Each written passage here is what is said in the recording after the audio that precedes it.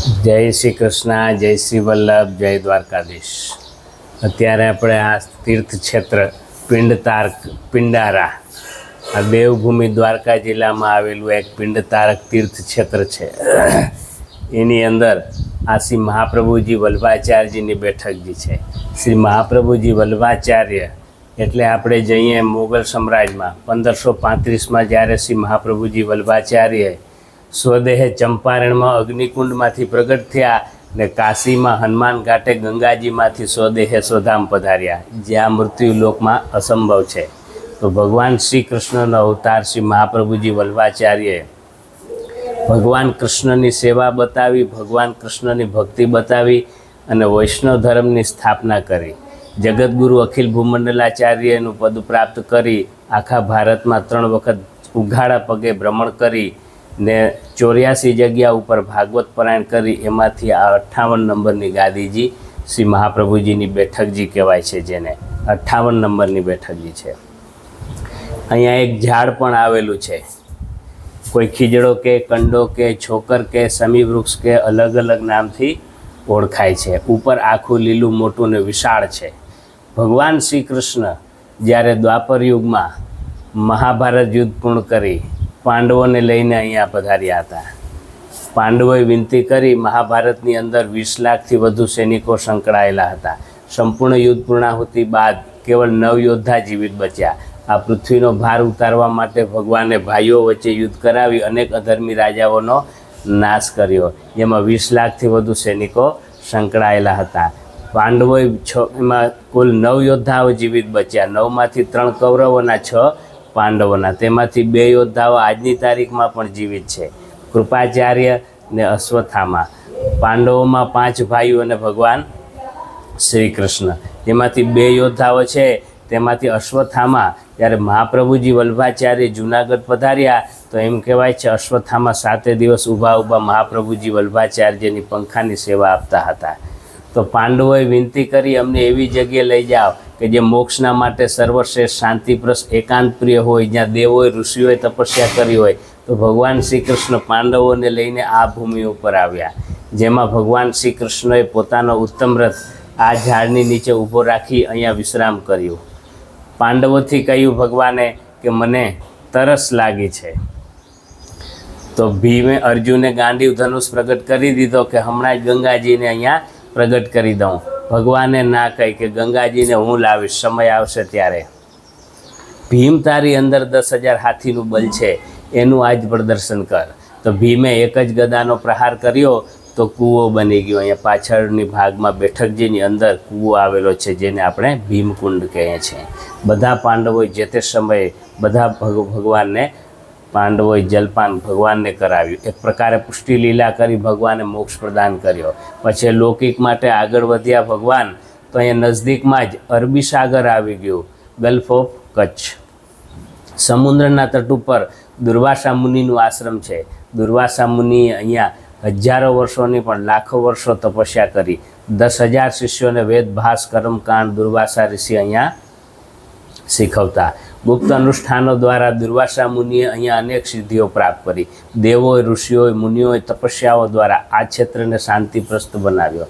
ભગવાન શ્રી કૃષ્ણએ વિનંતી કરી દુર્વાસા ઋષિ દ્વારા મહાભારતનું સર્વપિંડદાન ભગવાને અહીંયા પાંડવોથી દુર્વાસા ઋષિ દ્વારા કરાવ્યું.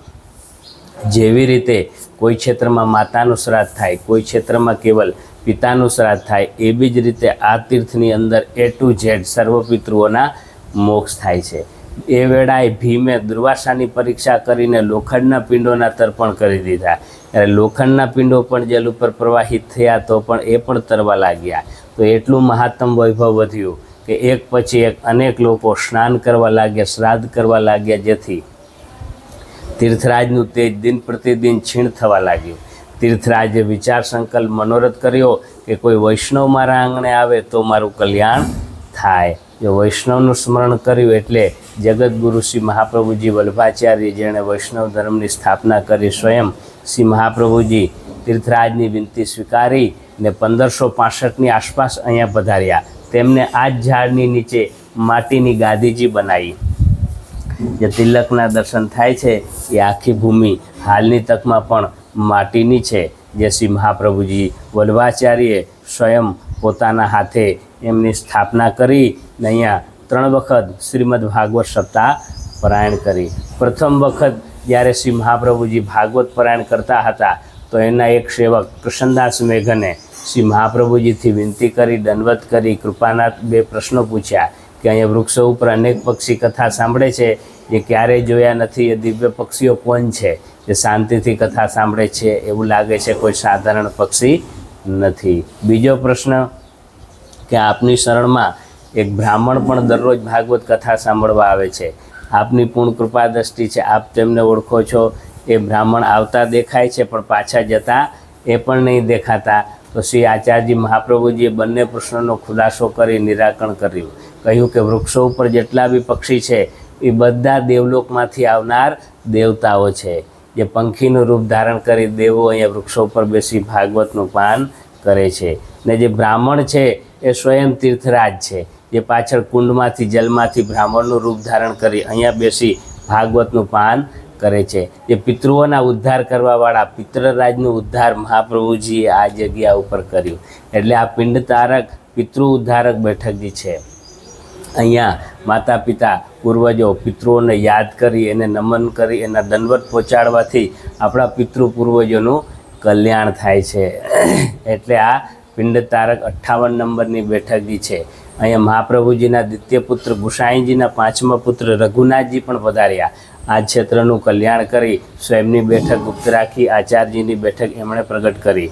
ને અહીંના ગાદીપતિ ગોર લોકો એ સમયે તીર્થ પુરોહિત બ્રાહ્મણ એ પણ પધાર્યા કે અમારું પણ કલ્યાણ કરો. રઘુનાથજીએ તેમને આશીર્વાદ આપ્યો કે તારું કલ્યાણ તીર્થરાજ કરશે, પણ તું જેની પીઠિકા ઉપર હાથ ધરીશ તેના પિંડ તરશે. આજની તારીખમાં પણ એ ગોર લોકોની પરંપરા ચાલી આવે છે કે ગોર જ્યાં સુધી વાસો ના થાબડે ત્યાં સુધી પિંડ ના તરે. બીજું, ભાગવતમાં આ ક્ષેત્રનો ઉલ્લેખ આવે છે કે પિંડ તારક ક્ષેત્રમાં દુર્વાસા ઋષિ દ્વારા યાદવોને જે શ્રાપ લાગ્યો ભગવાનના પુત્રોને ભગવાનની ઈચ્છાથી દુર્વાસા ઋષિ દ્વારા, જે કથા ભાગવતમાં વિસ્તારપૂર્વક છે, આપણે સંક્ષિપ્તમાં કહીએ છીએ. એ ક્ષેત્ર પણ આ જ ક્ષેત્રથી ભગવાન અને રૂક્ષ્મણી સ્વયં રથમાં જોડાઈ દુર્વાસા ઋષિને રથ ઉપર બેસાડી ભગવાન અને રૂક્ષ્મણી અહીંથી રથ ખેંચીને દ્વારકા લઈ ગયા. વચમાં રૂક્ષ્મણીજીના કંઠો સુકાયા, તરસ લાગી. અહીંયા અર્જુનને ભગવાને કહ્યું કે ગંગાજીને હું લાવીશ, સમય આવશે ત્યારે. તો ભગવાને ગંગાજીનું આવાહન કર્યું, ત્યાં દિવ્ય રૂપે ગંગાજી પ્રગટ થયા. આજની તારીખમાં પણ જલ અખૂટ મીઠું અને ચરણગંગા નામે પ્રખ્યાત છે. એ દરમિયાન દુર્વાસા ઋષિ રથ ઉપર જોતા હતા, બેઠા હતા ને બોલ્યા કે ગંગાજલ અને દિવ્ય ગંગાનો જલનો અધિકારી હું હતો. સ્વયં એકલા પાન કરી ગયા. એટલે ક્રોધા અવસ્થામાં આવી દુર્વાસા ઋષિએ બીજી વખત શ્રાપ આપી દીધો. જે વિયોગના શ્રાપના કારણે દ્વારકામાં દ્વારકાધીશ અલગ બિરાજે છે, રૂક્ષ્મણી મંદિર અલગ બિરાજે. કહેવાનો મતલબ એક આ શાંતિપ્રસ્થ એકાંત પ્રિય જગ્યા તીર્થભૂમિ છે. આ નાથદ્વારા ટેમ્પલ બોર્ડ મંદિર મંડળ શ્રીમાન તિલકાયત ગોસ્વામી, શ્રી રાકેશ બાવા એવં વિશાલ કુમાર મહોદયની માથે બિરાજે છે. તમામ અધિકારીઓ ટેમ્પલ દ્વારા અને એના તમામ અધિકારીઓ દ્વારા અમને અહીંયા મુખિયાજીનું પદ ઉપર સુનિશ્ચિત કરાવીને પ્રદાન કરવામાં આવ્યું. અમે ગોકુલના. મારું નામ મુખિયાજી પંકજભાઈ ગિરધારીલાલ શર્મા. જય શ્રી કૃષ્ણ, જય દ્વારકાધીશ.